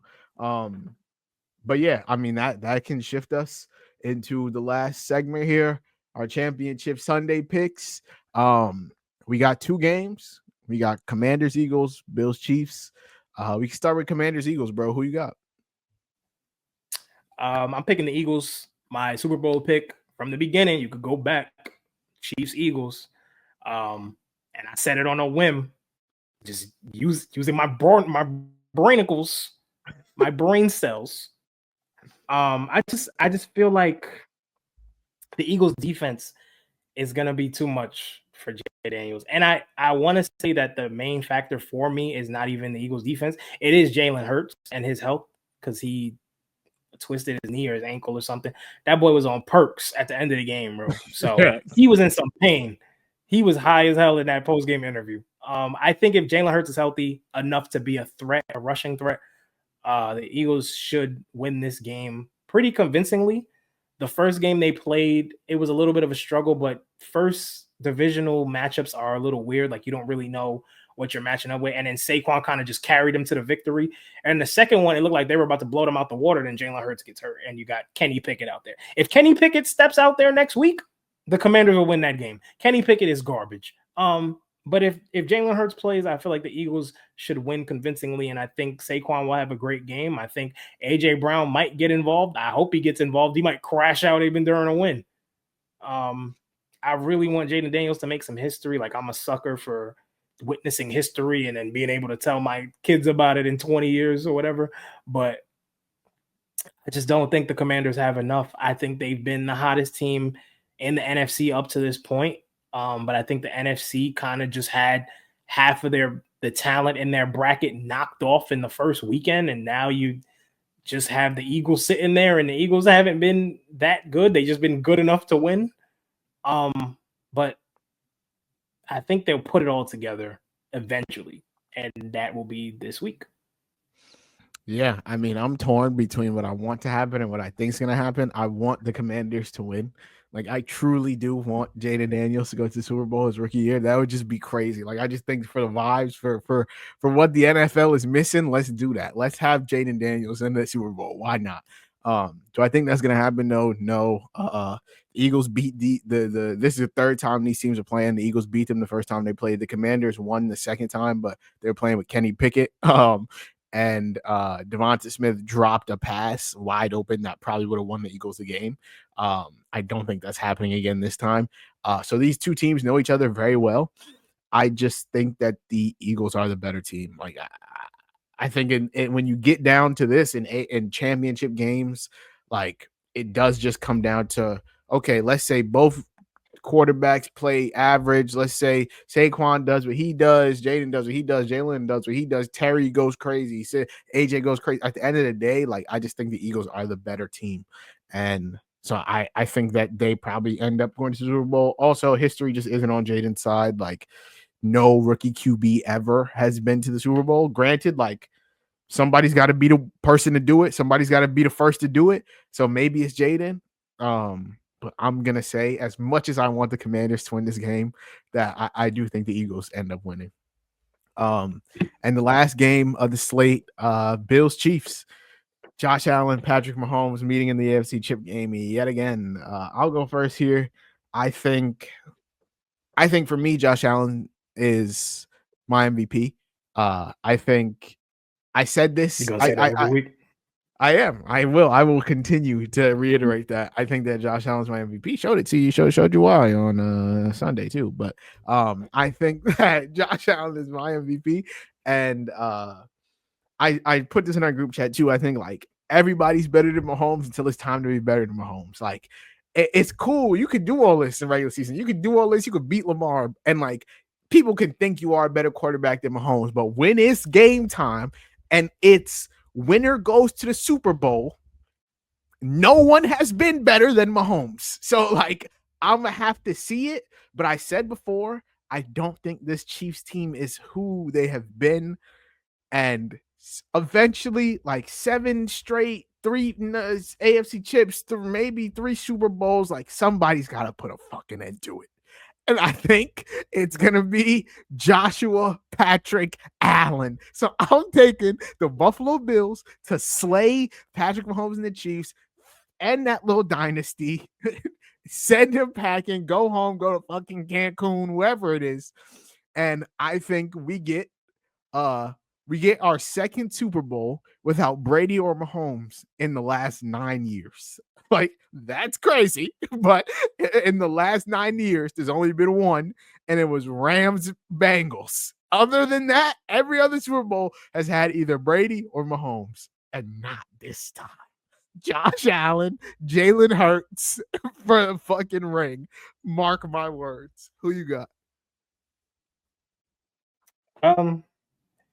We going with that boy, man. Like you said, I'm not gonna believe it till I see it. I'm gonna just have to be wrong. There is nothing that I've seen. It is even in the regular. Like, I don't care what the Chiefs do in the regular season. It's kind of like the Warriors, watching the Warriors recently, or watching the Patriots back in the Brady days. The regular season doesn't matter as long as they make the playoffs. They don't even have to be the 1-2 seed and get home field advantage. As long as they make the playoffs, we already know what it is. And this is the time where they always shine. I think they have the better coach. Granted, Sean McDermott is a really good coach, but he's not Andy Reid. I still think Patrick Mahomes is the best quarterback in the NFL. I don't think there's any debate about that. You can pick your MVP if you want to. The best quarterback doesn't always win MVP. And when it's winning time, bro, there's nobody better than Mahomes. It doesn't matter what you throw at him. He's seen everything. He finds a way, and he might get a call or two because they're at home. That's just the way it is. I know people are like, they got the refs in their pocket. Nah, bro. If you playing against Mahomes, you already know if you even try something crazy, they're going to throw the flag. Why even put yourself in that situation? So I think, I think the Chiefs just do the hard things better than everyone else. Their defense makes clutch plays. They convert on third down. I'm digging that into the dirt, but third down is the most important down of your drive. You can go 3 and out, and a difference between being 6 and 8 on third down and 4 and 8 on third down is the difference between a win and a loss in the playoffs. I think we're going to see a great game. I don't think it's going to be a nasty defensive battle. I actually think it's going to be a shootout. Me too. Me too. I just wanted to put this out there because if my shit would load. So in his career versus the Chiefs, Josh Allen in 3 games, and these are only games that Patrick Mahomes has been a part of. Josh Allen has thrown 802 yards, 7 touchdowns, and 1 interception with a 98.9 passer rating. That is fantastic. Josh Allen has been unbelievable in these games.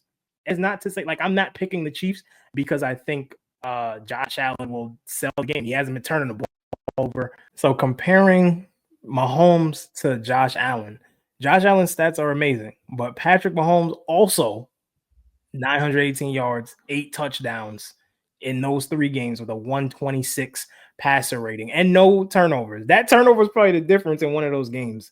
But I think like these are the 2 best quarterbacks in football.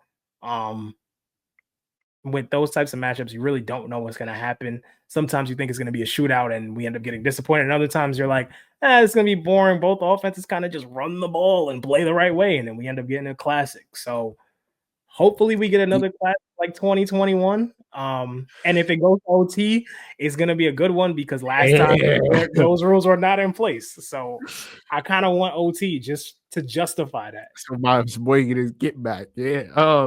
I Get think back and then get got.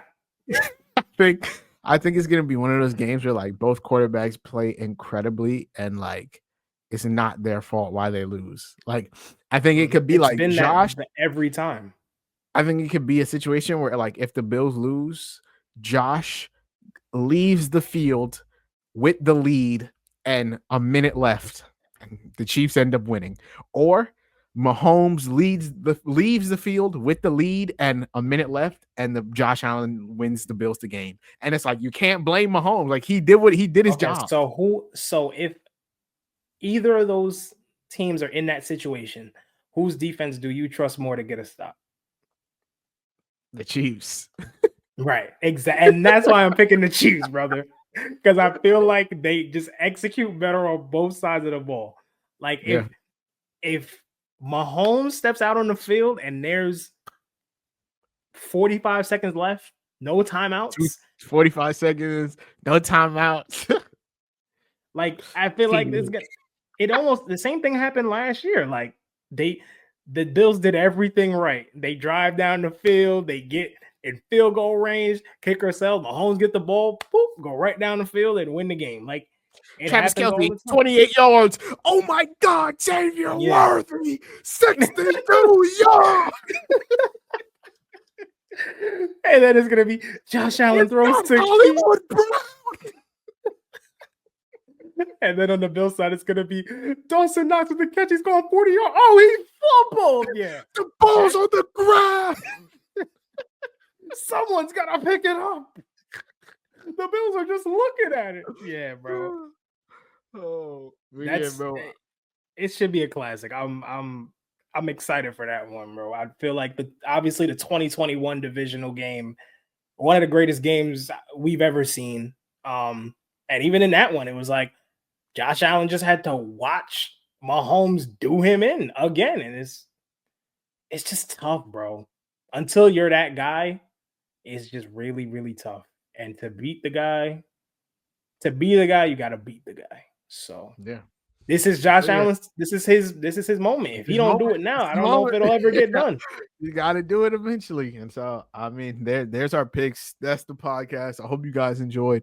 Make sure you subscribe to the Run It Up podcast. Every other podcasts are found. Leave a 5-star rating and review. Follow us on Twitter at Run It Up Pod. Find us on TikTok at Run It Up Podcast. We're trying to post there way more consistently. Right now, we got TikTok. He's doing pretty well. So go check out the short form content. Tell your friends.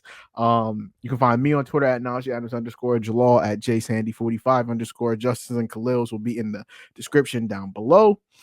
But yeah, hope you guys enjoyed the episode. I hope you have a litty day, a litty night, a litty life. And just like we do on every episode of this podcast, make sure y'all go run it up.